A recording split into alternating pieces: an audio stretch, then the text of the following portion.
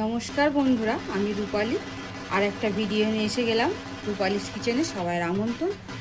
আজ দুর্গাপুজোর স্পেশাল সপ্তমীর দিনে আমরা নানান ধরনের ঠাকুর দেখতে যাই, খাওয়া দাওয়া তো থাকেই।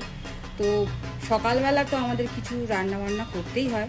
তো সিম্পল কিছু রেসিপি একটা থালির মধ্যে যদি করা যায়, তো আজকে সেটাই আমি করে দেখাবো।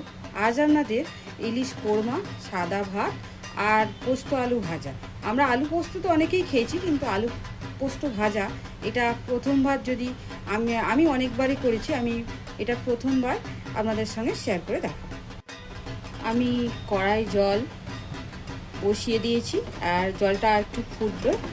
আর ভাত তো আমরা কম বেশি করি, তবে বাসমতি রাইস অনেকে করে যে গায়ে গায়ে ভাত আটকে যায়, আবার চাল ভিজিয়েও রাখতে হয়। তবে আমি একটা আপনাদের সঙ্গে ছোটো টিপস শেয়ার করব, যে আমি এই যে বাসমতি রাইস সেদ্ধ চাল নিয়েছি। এটা আপনার আতপ নিলেও যাওয়া হবে। এটাকে ভালো করে ধুয়ে আর এই জলের মধ্যে 1 চামচ ঘি দিয়ে দেব, দিয়ে এটা চালটা আমি দিয়ে দেব। তো দিলে ভাতটা আর একটাও গায়ে গায়ে লাগবে না। আর 80% হলে বন্ধুরা ওটা আমরা লাভিয়ে নেব। তো আমি এটা আপনাদেরকে বলে দিচ্ছি, আমি আর দেখাচ্ছি না আপনাদের সঙ্গে। বন্ধুরা, এই যে আমার ভাত, এই যে দেখুন 80% হয়েছে, মানে এই যে চিবলে একটু শক্ত আছে। আমি এই অবস্থায় নামিয়ে নেব। নামিয়ে একটা পাত্রে নামিয়ে আর একটা ঢাকা দিয়ে রেখে দেবো। তো বাকিটা কুক হতেই হয়ে যাবে। বন্ধুরা, এই যে ভাত আমি নামিয়ে নিয়েছি, আর এইটা দিয়ে ঢাকা দিয়ে আমি রেখে দেবো। ও বাদ বাকিটা কুক হয়ে যাবে, আর কিছু করতে হবে না। এবার আমি আলু পোস্ত ভাজার আলু আমি ছাড়িয়ে এটা জলে আমি রেখে দিয়েছি। এই আলুটা কিভাবে কাটছি একটু আপনাদের সঙ্গে শেয়ার করে দেখাচ্ছি।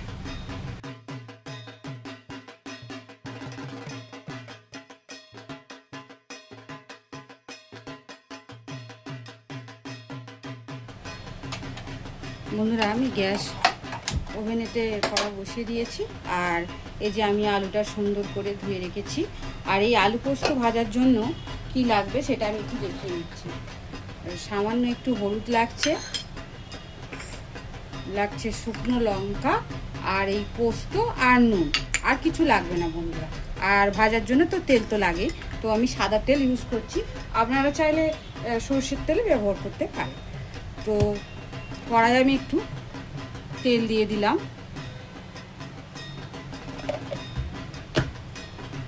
দিয়ে তেলটা আমি গরম হতে দেব। কড়ার তেল গরম হয়ে গেছে। আমি এবার শুকনো লঙ্কাগুলো একটু কেটে এরকমভাবে মাঝখান থেকে ভেঙে এর মধ্যে দিয়ে দিলাম। দিয়ে এটাকে আমি একটু ভালো করে ভেজে নেব।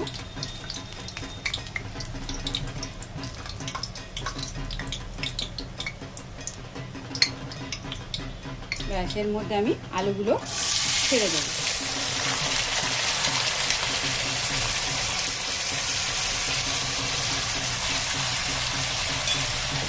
আর এই হলুদটাও এতে আমি দিয়ে দেব, দিয়ে ভালো করে নাড়ব। এবার আমি এতে নুন দিয়ে দেব, আর একটু দেবো অল্প করে নুন দিয়ে দেবো, আর সঙ্গে পোস্তটাও আমি দিয়ে দেব।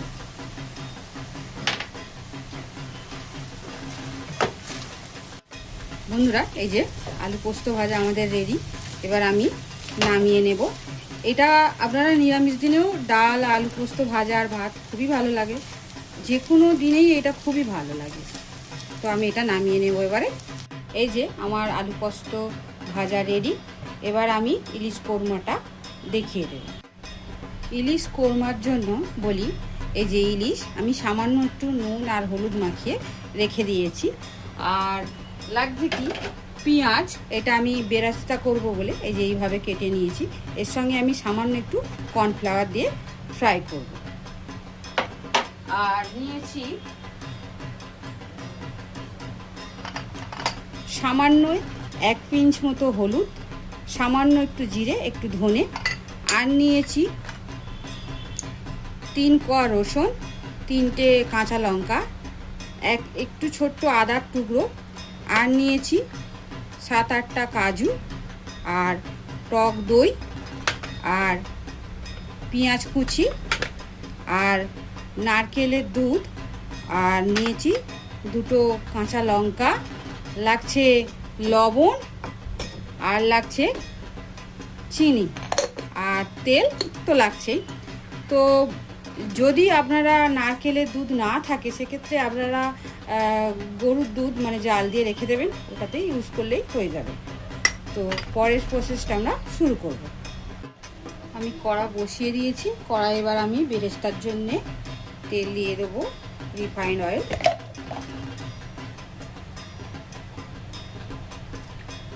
এটা আমি গরম হতে দেবো একটু। আর বেরেস্তার যে পেঁয়াজটা নিয়েছিলাম বন্ধুরা, এই যে এতে আমি একটু কর্নফ্লাওয়ার দিয়েছি, এইটা এবারে আমি সব সমেত এটা একটু মিক্স করে নেব। তেল গরম হয়ে গেছে, এবারে পেঁয়াজগুলো দিয়ে দেবো।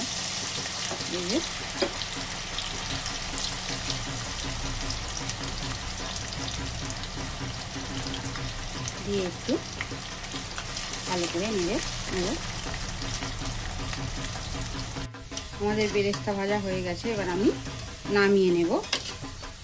এই যে দেখুন, এগুলো এবার নামিয়ে নিচ্ছি। বন্ধুরা, এই তেলেতেই আমি মাছগুলো ফ্রাই করে নেব।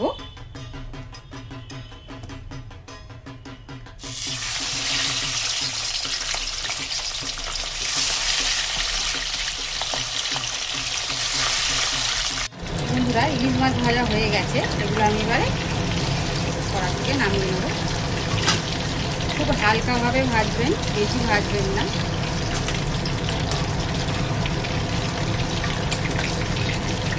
বন্ধুরা, এই যে এবারে এই যে একটা মিক্স বানাতে হবে। এই যে কাজুটা আমরা এতে দিয়ে দেব, আর এই যে কাঁচা লঙ্কা, আদা আর রসুনটা দিয়ে দেব, আর শুকনো যে এটা মশলা ছিল এটাও আমরা দিয়ে দেব, আর দেব টক দই, আর কিছু পেঁয়াজ বেরেস্তা দিয়ে আমি ভালো করে এটা মিক্স বানিয়ে নিই। ওই ইলিশ মাছের তেলটা যে বন্ধুরা রেখেছি, ওই তেলটার মধ্যে আমি এই পেঁয়াজ কুচোনোটা দিয়ে দেব, দিয়ে একটু ভালো করে হালকা একটু নেড়ে নেব। এবারে হালকা ভাজা হয়ে গেছে, এবারে ওই যে মিক্সিতে আমি পেস্টটা বানিয়েছিলাম, এই পেস্টটা আমি এর মধ্যে দিয়ে দেব।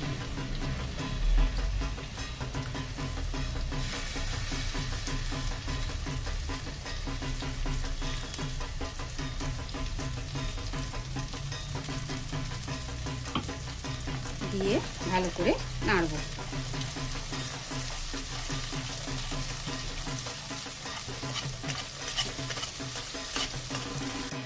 এবারে এর মধ্যে আমি নারকেলের দুধটা ঢেলে দেব, সঙ্গে একটু নুন আর মিষ্টিও আমি দিয়ে দেব। এটা আপনাদের আন্দাজ মতো নুন আর মিষ্টি দেবেন,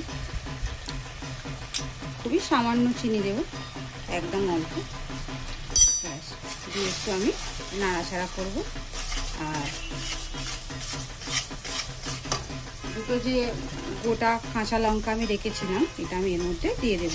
আমি ওই দিয়েছিলাম পেস্টের মধ্যে, তো সেই জন্য আমি আর চালা করে দিলাম না, এটা গোটাই আমি দিয়ে দিলাম। তো এবারে আমি মাছগুলো এর মধ্যে ছেড়ে দেব।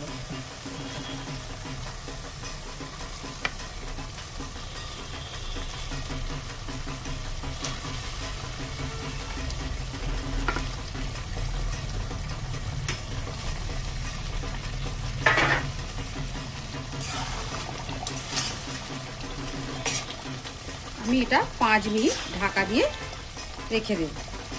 5 মিনিট হয়ে গেছে, তো দেখি খুলে, এটা হয়ে গেছে। এবার আমরা নামিয়ে নেব। খুব হালকা হাতেই নাড়তে হবে, নাহলে ভেঙে যাবে মাছগুলো। এবার আমি থালিটা আপনাদের সঙ্গে গুছিয়ে শেয়ার করছি। তো আমাদের সপ্তমীর থালি একদম রেডি। তো আশা করছি আপনাদের কাছে সবাইকার ভালো লাগবে। আর আজকের জন্য এইটুকু বন্ধুরা, আপনারা সবাই ভালো থাকবেন, সুস্থ থাকবেন, আর আমার চ্যানেলটাকে লাইক, শেয়ার, সাবস্ক্রাইব করবেন। আজকের জন্য এইটুকু, টাটা।